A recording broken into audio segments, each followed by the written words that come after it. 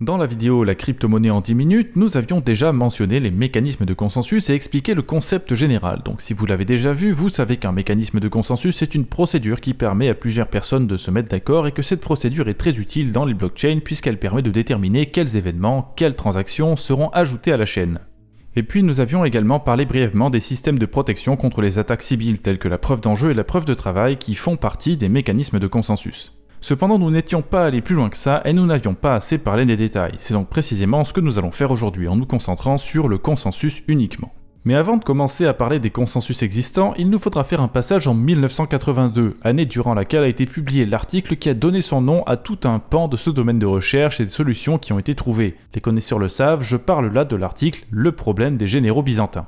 C'est peut-être un peu étrange d'entendre parler de l'Empire byzantin qui a disparu bien avant l'apparition des ordinateurs, mais si vous vous posez la question, sachez que ce nom a été choisi parce que personne n'est byzantin aujourd'hui et que personne ne risque d'en être offensé, ça n'est pas une quelconque référence historique qui a inspiré ce nom. Pour en revenir au problème, voilà l'énoncé. Plusieurs armées de l'Empire byzantin sont en train d'assiéger une ville fortifiée. Chaque armée est dirigée par son propre général et les généraux peuvent communiquer entre eux seulement par le biais d'un messager. Et ils doivent choisir s'ils vont attaquer la ville ou battre en retraite. Cependant, il reste possible que certains généraux soient des traîtres, ou bien qu'ils ne reçoivent tout simplement pas les messages envoyés par les autres, parce que le messager s'est perdu ou est mort en chemin. L'objectif est donc de trouver une méthode de parvenir à une décision qui permet, premièrement, que tous les généraux honnêtes choisissent la même chose, et deuxièmement, qu'un petit nombre de traîtres ne puisse pas faire changer les autres d'avis. Car pour que le plan fonctionne, peu importe qu'il s'agisse d'une attaque ou d'une retraite, il faut que 2/3 des généraux soient d'accord et fassent la même chose. Et lorsqu'un général fait un choix différent des autres, ce qui correspond en fait à une erreur ou une trahison, on appelle ça une panne byzantine, ou Byzantine fault en anglais. Les systèmes capables d'y résister sont donc qualifiés de tolérants aux pannes byzantines. Et Byzantine Fault Tolerant, ou BFT, c'est un acronyme que l'on voit un peu partout dans l'univers crypto, parce que les mécanismes de consensus utilisés aujourd'hui sont parfois apparentés à ceux qui avaient été imaginés dans les années 80 et 90. Cela dit, il y a quand même des différences, parce que pour permettre le fonctionnement d'un réseau de crypto-monnaies qui est complètement différent des réseaux classiques, il a fallu ajouter certaines choses aux mécanismes inventés précédemment. C'est notamment ce qu'a fait Satoshi Nakamoto quand il a créé le consensus du réseau Bitcoin qui porte aujourd'hui son nom. À l'intérieur du livre blanc Bitcoin, le fameux mécanisme de consensus Nakamoto est résumé par les lignes suivantes. 1. Les nouvelles transactions sont transmises à tous les nœuds réseau. 2. Chaque nœud agrège toutes les transactions sous la forme d'un bloc. 3. Chaque nœud œuvre pour trouver une preuve de travail difficile à obtenir qui correspond à son bloc. 4. Quand un nœud trouve une preuve de travail, il transmet ce bloc à tous les autres nœuds. 5. Les nœuds acceptent le bloc seulement si toutes les transactions qui s'y trouvent sont valides et n'ont pas déjà été traitées. 6. Les nœuds expriment leur acceptation du bloc en travaillant sur la création du prochain bloc de la chaîne et en utilisant le hachage du bloc nouvellement accepté comme hachage du bloc précédent. Enfin, il est précisé juste en dessous de cette courte liste d'étapes que les nœuds considèrent toujours que la chaîne la plus longue est la seule chaîne valide lorsque par hasard, 2 blocs différents sont trouvés au même moment par 2 nœuds indépendants. Les 2 chaînes sont temporairement à égalité, les 2 nouveaux blocs sont conservés, et puis lorsque l'une des 2 chaînes trouve un deuxième nouveau bloc avant l'autre, alors elle est élue seule chaîne valable et l'autre est supprimée. Voilà l'essentiel de ce que représente le consensus Nakamoto au format texte compréhensible par un humain. Ici, on n'a pas toutes les justifications mathématiques de chaque cas de figure sur le réseau, comme c'est le cas dans l'article sur le problème des généraux byzantins, mais il s'agit globalement d'une procédure similaire avec des résultats similaires. On sait que c'est solide et que ça marche. Les 2 différences qui sont les plus importantes sont les suivantes. D'une part, on utilise la preuve de travail pour déterminer qui a le droit de contribuer à la chaîne, et d'autre part, on considère systématiquement la chaîne la plus longue comme étant la seule chaîne valide. L'utilisation de ces 2 règles permet à Bitcoin de fonctionner à la fois en tant que crypto-monnaie et en tant que réseau décentralisé sans permission. En effet, contrairement au réseau dit à permission qui associe une identité prédéterminée au droit de participer et donc au consensus, le réseau Bitcoin oblige les participants à travailler dur et investir du temps et de l'argent à chaque fois qu'ils désirent manipuler le réseau. Ils doivent dépenser de l'argent avant d'en gagner plus, et cela pour chaque nouvelle modification, ce qui représente d'une certaine manière un investissement continu dans le réseau. Ainsi, en présentant la preuve de travail, peu importe quelle est son identité, chaque participant prouve indirectement que ses intérêts personnels sont en principe alignés sur ceux du réseau et qu'il est donc honnête. En d'autres mots, on peut dire que la solution apportée au problème des généraux byzantins consiste ici à faire en sorte que même les traîtres finissent par redevenir honnêtes et que la majorité des participants soient honnêtes au final. Mais le consensus Nakamoto, bien qu'il soit relativement répandu, n'est pas le seul sur le marché. Il existe aujourd'hui d'autres solutions plus ou moins innovantes, chacune ayant des limites différentes. Et malheureusement, même en excluant les mécanismes similaires au consensus utilisé sur le réseau Bitcoin, le nombre des autres mécanismes est trop grand pour qu'on explique tout sur leur fonctionnement respectif. Nous allons donc brièvement mentionner 3 autres exemples pour vous présenter un peu la diversité de ce qui est possible et ce sera ensuite à vous d'étudier les détails des consensus des actifs qui vous intéressent.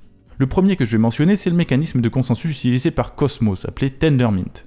Il s'agit également d'un consensus de type BFT et pourtant il est radicalement différent. Ici, au lieu de permettre à n'importe qui de participer pour chaque nouveau bloc, les validateurs doivent être sélectionnés en amont. Le procédé choisi pour la sélection des validateurs peut être avec ou sans permission en fonction des choix des créateurs de la chaîne qui se servent de ce consensus. Généralement, le procédé sans permission consiste à recenser les nœuds actifs sur le réseau à intervalles réguliers et sélectionner à chaque intervalle les nœuds avec la plus grande quantité d'actifs placés en staking, qui seront désignés comme validateurs jusqu'à la prochaine sélection. Une fois que la sélection a été effectuée, pour chaque bloc différent, il y a encore une étape avant la production de blocs. On choisit quel validateur sera élu producteur de blocs pour ce bloc-là. Le producteur de blocs est désigné par un algorithme prédéterminé qui ordonne les validateurs avec la méthode dite du tourniquet ou round robin en anglais qui consiste à faire une file d'attente circulaire dans laquelle les nœuds actifs alternent au maximum entre eux. D'abord le premier par ordre d'importance, puis le deuxième, puis le troisième et quand on arrive au bout de la liste on repart au premier, etc. Avec ici une modification importante qui est que les validateurs peuvent produire plus ou moins de blocs au cours de chaque journée en fonction de leur pouvoir de vote qui est déterminé par la quantité d'actifs qu'ils ont mis en jeu. Une fois que tout cela a été fait et qu'un validateur est en position de produire un bloc, le mécanisme est le suivant. Chaque création de bloc correspond à un vote, et il y a des votes très régulièrement, à chaque seconde ou presque. Pour lancer un vote, le validateur propose d'émettre un bloc défini, et le vote est divisé en gros en 3 étapes. D'abord, il y a l'étape de pré-vote, au cours de laquelle les validateurs disent s'ils accepteront en principe ce bloc tel qu'il est présenté. Ensuite, il y a l'étape de pré-engagement, ou pre-commit en anglais, dans laquelle chaque nœud demande leur avis aux autres et vérifie qu'il a reçu au moins 2 tiers d'avis positifs.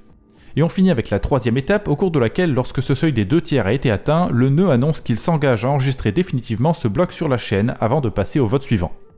Avec ce système, Tendermint est beaucoup plus rapide que le consensus Nakamoto, mais les réseaux qu'il utilise sont aussi moins décentralisés. Et vous voyez donc quand on y repense, sur le consensus Nakamoto, il n'y a pas toute cette histoire de vote et de tourniquet, c'est simplement l'anarchie totale et une course permanente à la preuve de travail. Les différences sont donc assez radicales d'un consensus à l'autre, sans même qu'on mentionne les types de preuves utilisées qui rajoutent encore de la variété par-dessus tout ça. Et puis ce qu'il faut dire aussi, c'est que cette variété incroyable que l'on vient de mettre en évidence, rien qu'avec le consensus Tendermint, qui est si différent du consensus Nakamoto, eh bien devient encore plus grande quand on ajoute aussi les chaînes qui ne sont pas des blockchains. Parce que comme vous le savez peut-être déjà, il y a aussi dans le monde de la crypto une chose qu'on appelle les DAG, les graphes orientés acycliques en français. Alors que les blockchains sont en ligne droite pour ainsi dire, les DAG partent un peu dans tous les sens. Toujours vers l'avant bien sûr, mais leur structure n'est pas aussi rigide que les blockchains et ils ont donc des consensus qui sont encore plus différents de tout ce qu'on peut voir dans les blockchains existantes. Dans la catégorie des DAG, on pourra par exemple citer Avalanche et Nano qui utilisent des consensus vaguement similaires. On pourrait dire qu'ils font plus ou moins partie d'une même grande famille. Et ces consensus consistent, d'une part, lorsqu'on veut publier des blocs, à les envoyer partout sur le réseau sans attendre un quelconque vote ou une preuve de travail ou quoi que ce soit. D'autre part, lorsqu'on reçoit un bloc, la procédure est très simple. On demande à d'autres nœuds sur le réseau s'ils pensent que le bloc est légitime.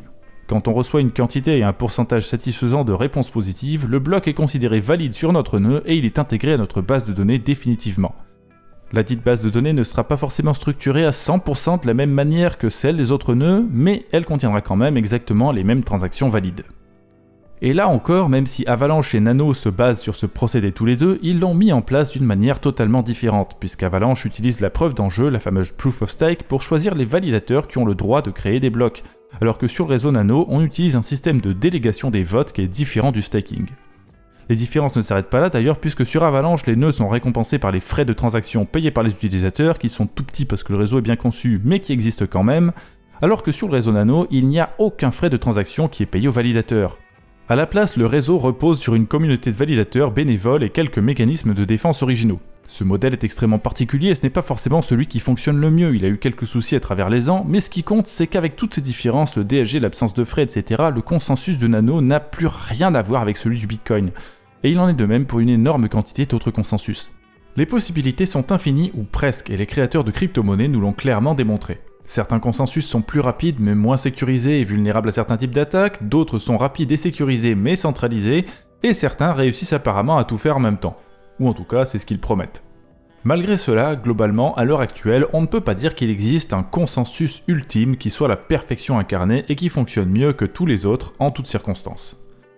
Chaque consensus est adapté à un usage différent, donc plutôt que de chercher à trouver un hypothétique consensus parfait, lorsque vous investissez, il vaut mieux simplement vous demander si le mécanisme de consensus utilisé permet à la crypto-monnaie concernée de remplir ses fonctions. Ce qui compte, c'est que les caractéristiques techniques du consensus soient en adéquation avec les objectifs recherchés. Et ça, il n'y a que vous qui puissiez le juger. Donc je vous laisse vous pencher de plus près sur les consensus qui vous intéressent, et j'espère qu'on se reverra dans une prochaine vidéo sur la chaîne YouTube du Journal du Coin.